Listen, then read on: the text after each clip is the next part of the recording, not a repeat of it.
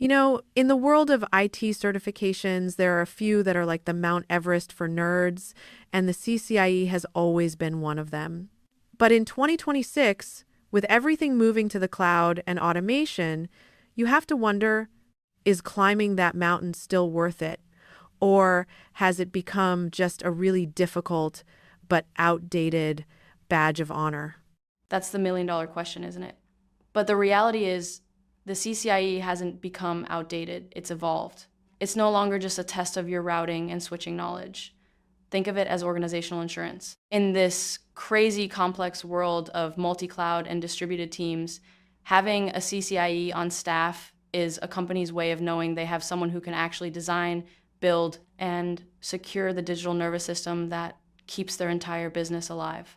So it's less about being a super specialized technician and more about being a strategic architect.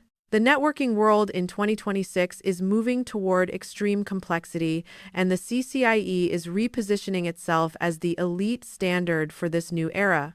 It's shifting away from pure hardware management toward high-level roles, specifically focusing on advanced tech like SD-WAN and Cisco DNA Center. Exactly. It's a move from keeping the lights on to architecting the future. Companies aren't just looking for someone who knows OSPF anymore. They want someone who can guarantee the network doesn't just collapse under the weight of 1,000 remote sites and constant security threats. The CCIE is now the torchbearer for those high-stakes roles. Right. So the what has changed, but the how you build these systems must still be grounded in some seriously heavy-duty engineering.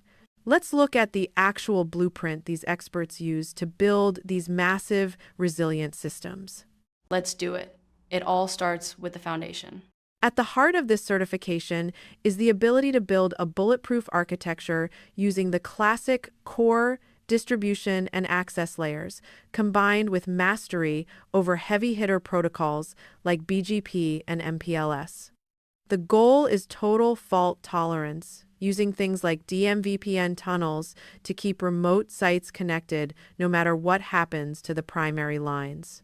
It's all about redundancy without the headache. You're configuring things like MLAG and STP, not just because they're on the exam, but because a 5-minute outage in a 2026 data center can cost a company millions. A perfect network is like a great referee. If you don't notice it's there, it's doing an incredible job.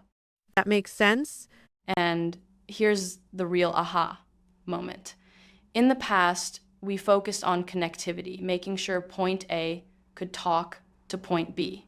Now, with what's called advanced segmentation, using things like VRFs and VLANs, we're focusing on intelligent isolation.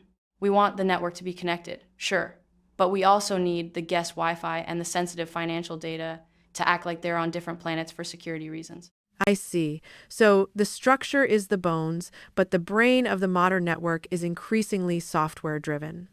That brings us to the shift toward automation and security. You got it. That's where the real magic happens now. We're seeing this massive shift where tools like Python and Ansible are becoming as important as the physical cables themselves. The 2026 CCIE focus is on using the Cisco DNA Center for SD access, which basically allows you to automate security policies across both wired and wireless users simultaneously. So things like IoT devices and remote workers are automatically segmented and secured. Right, and this is where it gets real for the engineers. By automating the mundane stuff, the repetitive configs on hundreds of devices, engineers are finally freed up to do the high-value work, like proactive security hardening and complex troubleshooting. It's about working times on times the network, not just times in times it. If you're still configuring switches one by one in 2026, you're not a network engineer, you're a bottleneck. Got it. But even with the best automation, things still break. That brings us to the final, and from what I hear, most grueling part of the CCIE journey, the trial by fire in the labs. Oh, the lab. It's where legends are made and lesser mortals weep. Haha, I believe it. The certification process involves these intense simulations where you have to diagnose everything from routing loops to VPN failures in real time. What's interesting is that training providers like Spodo are now offering 24/7 remote lab access, which seems like a game changer for working pros who need to practice these disaster scenarios from home. It absolutely is. And it's that fault isolation skill that separates the pros from everyone else. Anyone can follow a setup guide, but a CCIE knows how to use a tool like Wireshark to find that one corrupted packet in a sea of millions that's bringing down the whole system. That's the expertise that justifies the salary.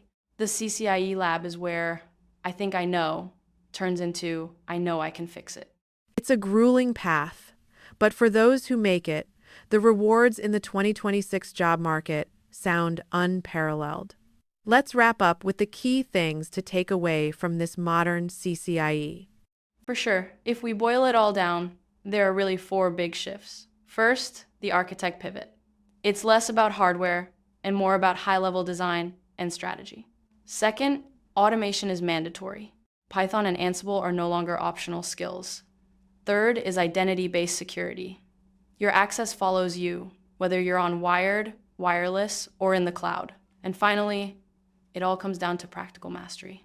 The true value is proving you can fix complex failures under pressure, which is what those labs are all about.